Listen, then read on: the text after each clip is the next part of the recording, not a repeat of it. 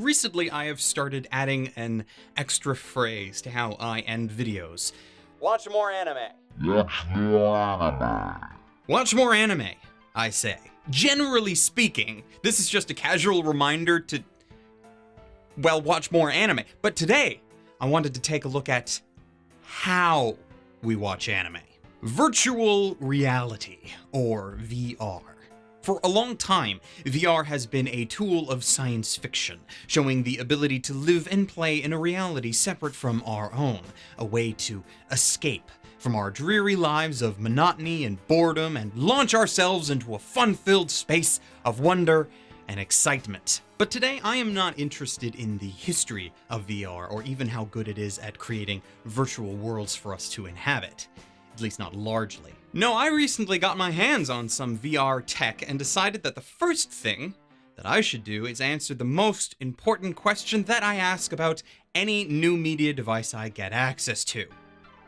Can I watch anime on it? And perhaps more importantly, would I want to? I have been watching anime for many years and have grown quite comfortable with monitors and TV screens, so what, if anything, can a VR headset add to the table? And since I didn't have to purchase any of the units I'm looking at today, would that be something I'd want to invest in?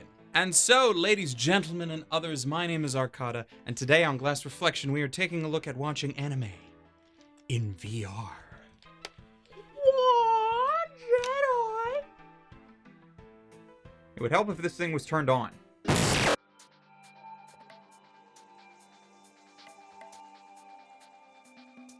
Now, VR headsets have been around for a few years, though honestly not in the best of price ranges. Originally designed for video games, manufacturers have been marketing them as the first step into the much wider world of virtual reality, where one day our dreams of a holodeck or integrated SAO-like reality could come true. We just aren't there yet. So as far as watching anime is concerned, what exactly would be the purpose? Setting up a VR headset is not necessarily a plug-and-play situation. It's complicated, it has many moving parts, and because there are much simpler alternatives for watching media, it has to make up for a lot to be worth it. The ideal situation, at least as far as I see it, is that a VR headset could help out with our immersion. Anime doesn't exist yet in 3D, or at least not in a way that's widely available, so the next best thing is to just remove all distractions and place the screen literally as close to your face as you can reach. I'd want it to be like recreating the setting of going to the movie theater, just without all of the annoyances of actually being in the theater, like the travel to and from the theater, the annoying audience, including that one guy that leaves his phone on and checks his text messages all throughout the film, and worst of all, that person sitting behind you that really doesn't notice and or care when they constantly bang the back of your seat with their foot. None of these issues occur with the VR headset, so that's a positive. Right? Let's see how it actually works out. We'll begin with the PlayStation VR. It's technically the cheapest set out on the market, though when you include the fact that you need a PS4 first, it sort of brings the price back up. The setup of this device is rather simple, though there's an extended amount of cords to muddle through. But when you're done, you just pop on the headset and boom, you're on your way to watching whatever you want with whatever media app you prefer to use to watch your anime of choice. Now, the first downside is that I can't actually show you how this looks from the user's perspective. Anytime the PlayStation opens up an app that's not VR compatible, the monitor from which I can record from will swap back to a 2D view, even though the headset keeps showing its theater in the void kind of look. The void isn't actually all that bad. It makes you focus only on what's ahead of you and helps you create a space without distraction. Speaking of focus, however, this is where the PSVR suffers horribly. Now, I am a glasses-wearing person by and large, so I have a bit of a disadvantage when it comes to these headsets. It's not necessarily comfortable to wear a headset and glasses at the same time. Sure, the PSVR is actually one of the few headsets designed to accommodate glasses, but it still makes the act of focusing and adjusting rather tiresome. In the end, I never found a resting place where everything was in focus enough for me to be satisfied. For VR gaming, this is mostly fine, as you just want to look straight ahead at what you need to focus on and just, move your head if you need to. But I'm watching anime, and anime comes with subtitles. Peripheral vision is not something that VR excels at, which means that either you're looking straight at the screen, which makes the subtitles blurry, or you're looking straight at the subtitles, making the rest of the frame a mess. I rely a lot on my peripheral vision when watching anime to attempt to get as much out of any scene as I can. I've gotten used to being able to read subtitles while also seeing most, if not all, of the important visual cues on screen. This doesn't allow me to do that in a way that's viable, so the PSVR is out. Next headset to look at is the HTC Vive. This headset is much more expensive than the PSVR, and you'll need a powerful enough PC to run it. But as with everything involved with the PC Master Race, this is incredibly moddable, which includes my ability to actually record footage from it. Thank God.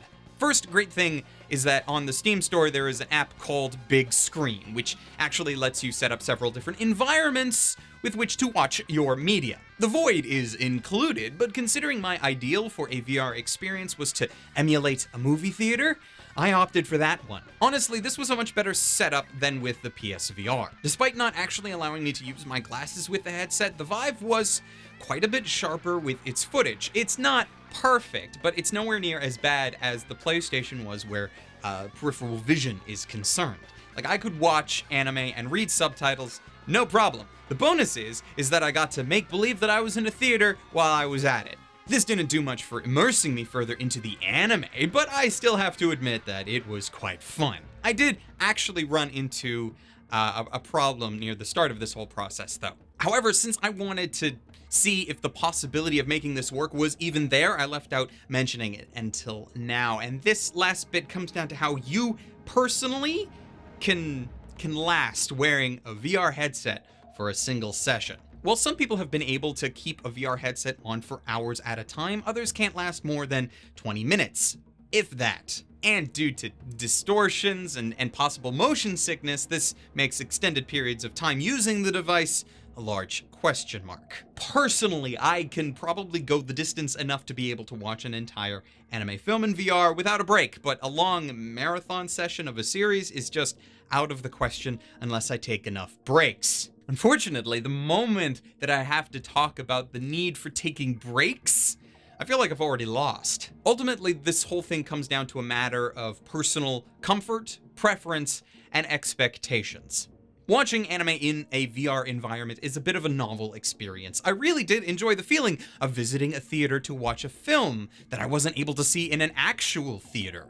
That was a real treat, but I will admit that before these experiments, I never once thought that I would someday say that watching anime could be mentally exhausting. While I could let my mind go a bit and try to focus on what I was watching, I kept getting reminded of where I was and what I was doing, and this would inevitably distract me. True, I could very easily get used to it over time, but between the clunky setup, the limitations, not to mention the cost, I could never really recommend this to anyone beyond a cursory try it if you know someone that has a headset. As for what the future holds, who knows? Improvements to the headset design will inevitably take place over the next number of years, but unless some key problems with the base tech are identified and properly rectified, this might be as far as it'll go for a while. I'm still hoping for a proper holodeck personally, though that probably won't be coming in my lifetime.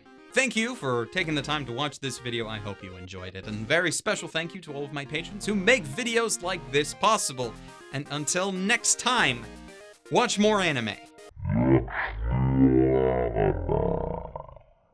Now I need to figure out what I'm gonna do with a PSVR. Huh.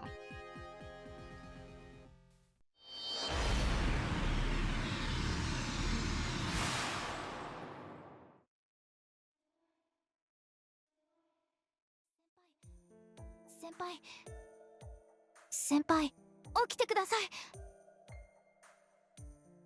私の手が見えますか？